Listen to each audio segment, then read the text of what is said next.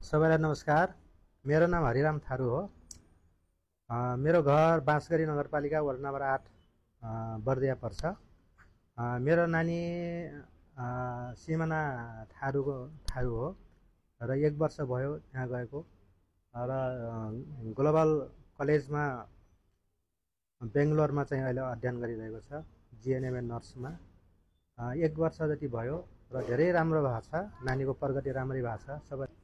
र यहाँको यो 6मा कन्सल्टेन्सीबाट मेरो नानी गई र म धेरै खुसी छु। यहाँका स्टाफहरू निकै सहयोगी हुनुहुन्छ र यो कन्सल्टेन्सी 6मा कन्सल्टेन्सीको चाहिँ डाइरेक्टर उहाँ पनि धेरै सहयोगी हुन्छ, टेक केयर गरिराख्नुहुन्छ र त्यहाँको कुराहरू यहाँ पठाइराख्नुहुन्छ र नानी त्यहाँ गए पनि मलाई घरै भए जस्तै लाग्छ होइन। सधैँ फोन भइरहन्छ, सरहरूबाट सहयोग छ र कलेजले पनि निकै राम्रो गरेको छ होइन।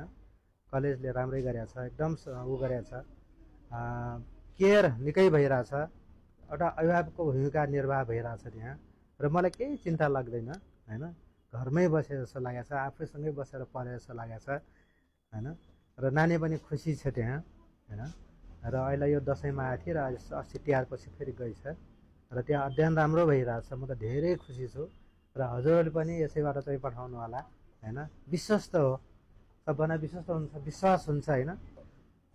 त्यस कारणले हजुरले पनि यहीँबाट पठाउन राम्रै होला जस्तो लाग्छ।